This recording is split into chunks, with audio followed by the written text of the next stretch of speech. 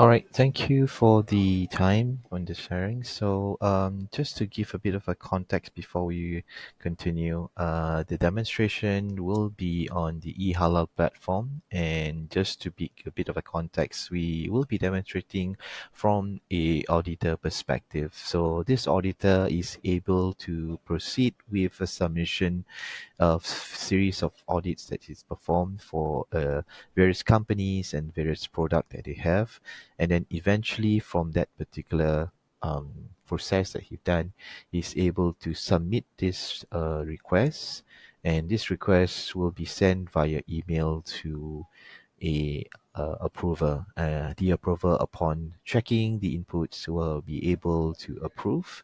And once that approval is done, more or less that whole exercise will be completed, which in turn the auditor is able to receive the confirmation for the process has been completed, and also be able to see a self-generated certificate with a QR code. After which, I will be demonstrating on how that particular QR code is represented as the block explorer. So without much further ado, I'll just go into the, first of all, demonstrate to you that this is actually an open email that is open. We'll be accessing my mailbox at naze at iBANTU.co, which will be used as demonstrating as the approval later on. And this is basically the site of the e-Halal platform.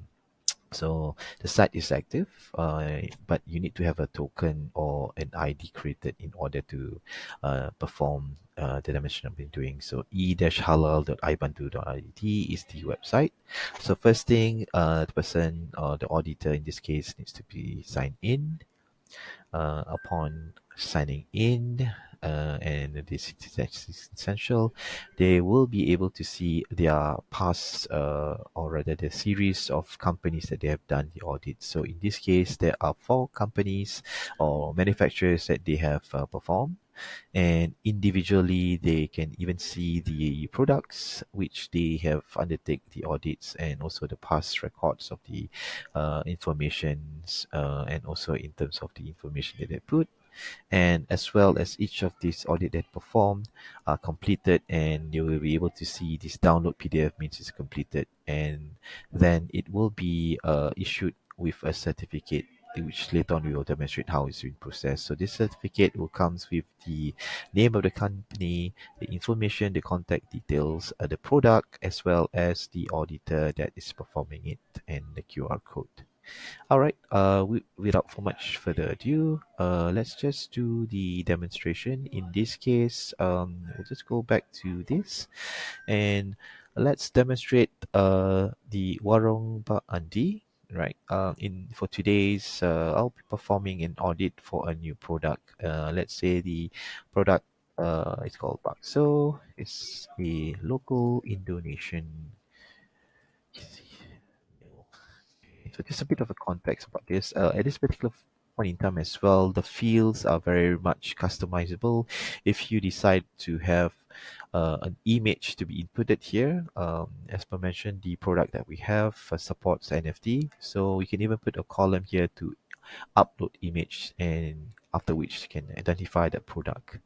So once the product has been submitted, which is the so right, at this current point in time, because it's a new product, so there's no audit performed. Let's proceed with a new audit. So this is a series of checklists, and this checklist is based on Jakim's halal certification checklist. So this covers all the raw products, process, and etc. So for the purpose of this demonstration, I'm just going to be completing all of the forms and the fields. For whatever reason, if you do not complete all of these, you will not able to proceed to the next step, right? And then there's a field here that can be completed. So as per similar, you can even create a column or a field to input the images as well.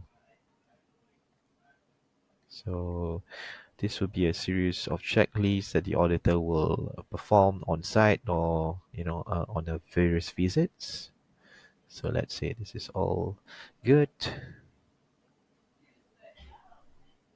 And I have to also mention that this is also a possibility that you can have multiple workflows. So each of these fields, for example, we have a follow-up for another form or another checklist, can also be introduced inside these particular forms as a form of a checklist. But for the demonstration, we'll just keep it simple. And at this point in time, you may have include some other fields to put in. Good.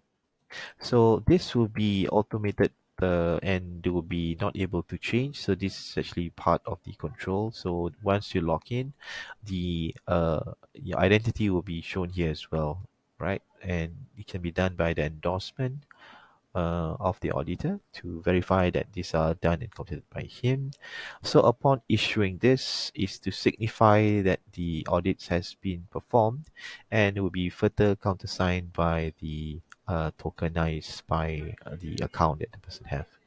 So the moment when that is been submitted, you are able to see again their submission from the auditor perspective, and they are able also to see the submission.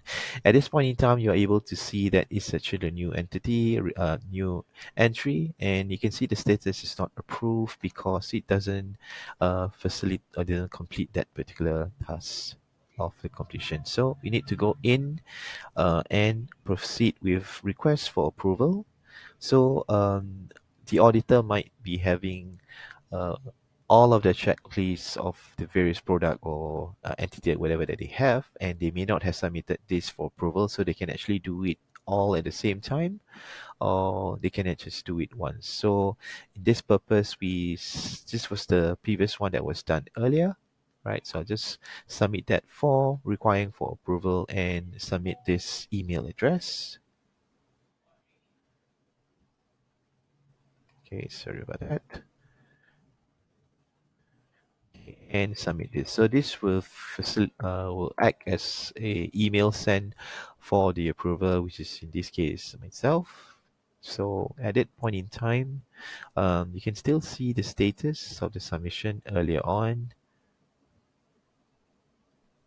that it is still not approved. Okay, so let's just toggle to this site. So at this point in time, yes, I received a new request, and it's been an audit performed by someone of this name. So this is also customizable. You can actually change this notification in that sense. So the moment when the approval click on this, they will be able to see exactly that this is actually a product of Bakso, and you might be able to see the series of questions that's been completed as what performed by me just now as a checklist.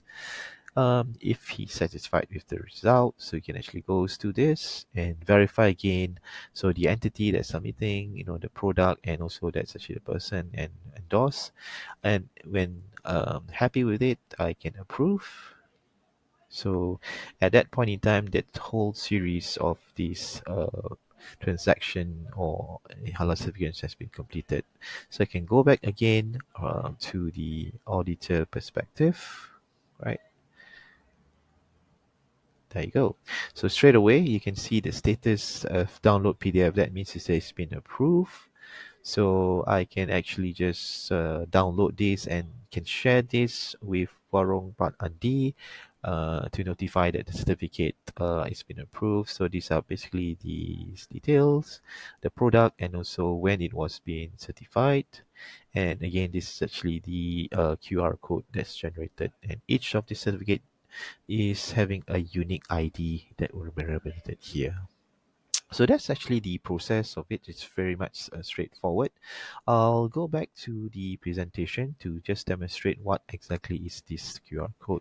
So the QR code, as per mentioned, is basically the blockchain, and the blockchain that is actually ready available. So the moment when you scan on this QR code, you're able to see the actual transaction, which is this.